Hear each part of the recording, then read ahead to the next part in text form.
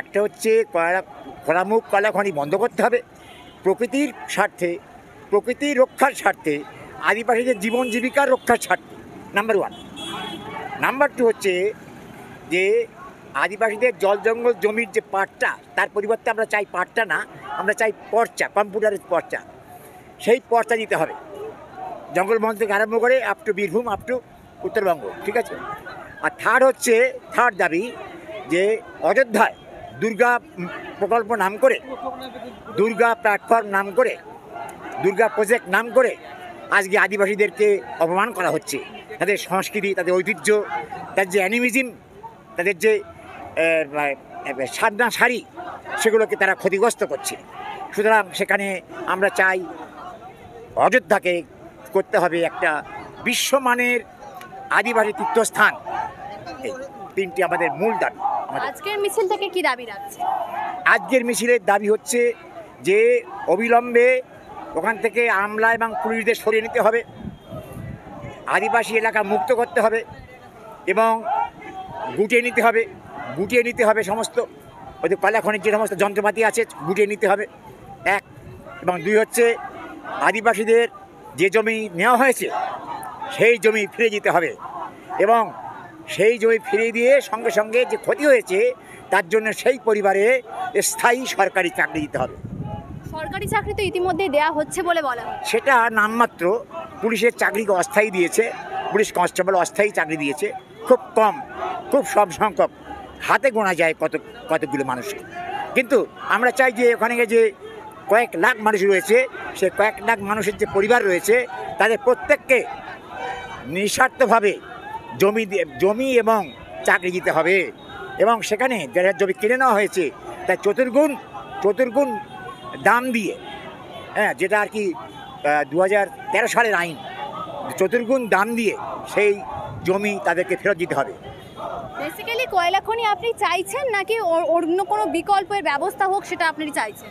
আমরা চাই সত্যিকারের বিকল্প ব্যবস্থা হচ্ছে সৌর বিদ্যুৎ কেন্দ্র, বায়ু বিদ্যুৎ কেন্দ্র হোক এবং ওইখানে যেটা আছে খুব কাছাকাছি যে নদী আছে ভাগীরথী, সেখানে হোক জলবিদ্যুৎ কেন্দ্র হোক, সেটা আমরা চাই। কিন্তু এইভাবে বিদ্যুতের নাম করে কর্পোরেটদের হাতে, রাষ্ট্রের হাতে আদিবাসীদের জীবনকে তুলে দেওয়া, তাদের নিয়ে ছিনিমিনি খেলা, এটা আমরা করতে দেব না। কিন্তু শিল্প না এলে মানুষ কাজ পাবে কি করে? পশ্চিমবঙ্গের উন্নতি হবে কি করে? শিল্প এটা কোনো শিল্পই না, আমরা চাইছি এটা কোনো অ্যাকচুয়াল শিল্প না, এটা হচ্ছে কর্পোরেটদের জন্য শিল্প, যেখানে 1 কোটি মানুষের জন্য 5 জনের চাকরি হয়। 1 কোটি ইনভেস্ট করলে এত কম আমাদের চাকরি। আমরা চাই হস্তশিল্প, কুটির শিল্প এবং ক্ষুদ্র শিল্পের বিকাশ, এবং সেটা ওখানেই। কিন্তু খনিজ হিসাবে কয়লাগুলো তাহলে কি? খনি থাকবে, এটা আইনি হিসেবে আছে যে সমস্ত জঙ্গলটা যখন খনিতে থাকবে তখন সেই জঙ্গল খনি হরণ করা হবে কি না নির্ভর করবে সেখানকার আদিবাসী গ্রামসভার উপর। গ্রামসভা যদি 80% মানুষ সমর্থন দেয় তবেই সেখানে কোনো খনি প্রকল্প হতে পারে। নাম্বার 2 হচ্ছে ওকে বলে ইমপ্যাক্ট অ্যাসেসমেন্ট বলে, অর্থাৎ এনভায়রনমেন্ট দপ্তর থেকে, পরিবেশ দপ্তর থেকে অ্যাসেসমেন্ট করতে হয়, সেইগুলো কিন্তু করা হয়নি এবং সেখানে তার জন্য কী হয়েছে, একটা বিরাট পরিবেশ ধ্বংসের একটা সূচনা হয়েছে। গাছগুলো কেটে ফেলা হচ্ছে, অন্য জায়গায় পুনর্বাসন করা হচ্ছে, কিন্তু সেটা আমি মনে করি না যে ওটা কী হবে। জঙ্গলের গাছ রেখে দেওয়া আর কিছু গাছ পোতা দুটোর মধ্যে অনেক আকাশ পাতাল তফাৎ। জঙ্গল আর গাছ পোতা দুটো এক জিনিস নয়। আমরা চাই জঙ্গলের অধিকার ফিরিয়ে নেওয়া, জমির অধিকার ফিরিয়ে নেওয়া, জলের অধিকার ফিরিয়ে নেওয়া। জল জঙ্গল জমির অধিকার আদিবাসীদের হাতে থাকবে এবং সেই আন্দোলনে সবাই সামিল হবে। সেখানে সামিল হবে আদিবাসী, দলিত, সংখ্যালঘু ভাই বোনেরা এবং সমস্ত স্তরের শ্রমজীবী মানুষেরা, ছাত্র যুব সবাই, মহিলা সমাজ ইন পার্টিকুলার। তাই সবাই ওই একই ছাতার তলে আসবে, যে হচ্ছে যে মানে প্রকৃতিকে বাঁচাও এবং ওই সঙ্গে দেউচা বাঁচানি কয়লা খনি প্রকল্প বন্ধ করো এবং তাদের পুনর্বাসন দাও ইমিডিয়েট।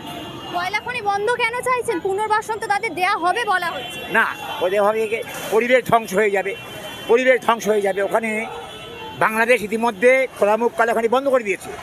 বাংলাদেশ যদি পারে কেন ভারত পারবে না? কেন বাংলা পারবে না? সরকার থেকে বলা হচ্ছে খোলামুখ কয়লা খনি হবে না, ওটা আন্ডারগ্রাউন্ড প্রসেসেই কাজ। ওটা একটা মিথ্যা কথা, আন্ডারগ্রাউন্ড কিচ্ছু না। আসলে ওরা চাইছে আদিবাড়ি উচ্ছেদ করতে। আসলে ওদের মাইন্ড এবং মেন্টাল মেকআপ হচ্ছে, এটা মানসিকতা হচ্ছে সরকারের, কি কেন্দ্রে কি রাজ্যের। আদিবাসী দূর হটো, দলিত দূর হটো, সংখ্যালঘু ভাই বোন সব দূর হটো, হ্যাঁ, মহিলা সমাজ নিপাত নির্যাতন চলুক, তাতে ওদের কথা আমরা বিশ্বাস করি না যে আন্ডারগ্রাউন্ড হবে। মিথ্যা কথা। আন্ডারগ্রাউন্ড হলে তাতেও আমরা কিন্তু রাজি হব না, কারণ আন্ডারগ্রাউন্ড হলে বিস্ফোরণ ঘটতে পারে এবং বিশ্বমানের কোনো পরিবেশবিদ আজ পর্যন্ত বলেনি যে কয়লা খনি খোলামুখ আন্ডারগ্রাউন্ড হবে। যে খনি কয়লা খোলামুখ হয় সে আন্ডারগ্রাউন্ড হয় না। এটা মিথ্যা প্রবঞ্চনা, এটা এক ধরনের ঠকবাজি, ফ্রড। এখন তাহলে আপনারা কি বলতে চাচ্ছেন, কয়লা খনি হবে না? কয়লা খনি করা হোক না হোক, একদমই হবে না। নাম্বার 2 হচ্ছে পুনর্বাসন দিতে হবে, চাকরি দিতে হবে সবাইকে। ওই এলাকায় কৃষি শিল্প, ক্ষুদ্র শিল্পের বিকাশ ঘটাতে হবে, প্রতিটি পরিবারের চাকরি দিতে হবে, প্রকৃতিকে বাঁচাতে হবে, এটাই আমরা চাইছি। এবং এখানে সরকার যদি একমত না হয়, আগামী 2026 সালে তার জবাব পাবে। আমরা চাইছি একটা সুষ্ঠু প্রশাসন তৈরি হোক রাজ্যে 2026 সালে, এবং এই মুহূর্তে কয়লা খনি প্রকল্প বন্ধ হোক, না করা পর্যন্ত আন্দোলন চলবে। এবং আমরা মনে করি 2026 সালে সমস্ত মানুষ, নির্যাতিত মানুষ, আদিবাসী সমেত, সংখ্যালঘু সমেত, দলিত সমেত, হ্যাঁ, মহিলা জাতি সমাজ সব সমেত, নাগরিক সমাজ সমেত সবাই ঐক্যবদ্ধ হোক এবং একটা তৃতীয় ফ্রন্ট গঠন করুক।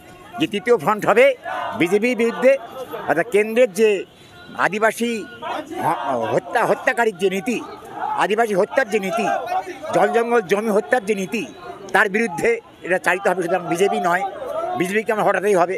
2, আমরা মনে করি যে সেই বিজেপি আজকে সংখ্যালঘু বিরোধী, দলিত বিরোধী, সব বিরোধী, এবং মানুষকে ওরা হত্যা করতে উদ্যত হয়েছে এবং হিন্দু একটা আওয়াজ তুলছে। আমরা মনে করি হিন্দু আওয়াজ নয়, আমরা মনে করি খেটে খাওয়া মানুষের ঐক্য। আমরা মনে করি দলিত আদিবাসী, এখানে কোনো হিন্দু, এখানে কোনো মুসলিম এখানে নেই। তারা হচ্ছে নির্যাতিত মানুষের ঐক্য চাই। সেখানে সংখ্যালঘু মুসলিম থেকে আরম্ভ করে সবাই সেখানে এক সামিল হবে।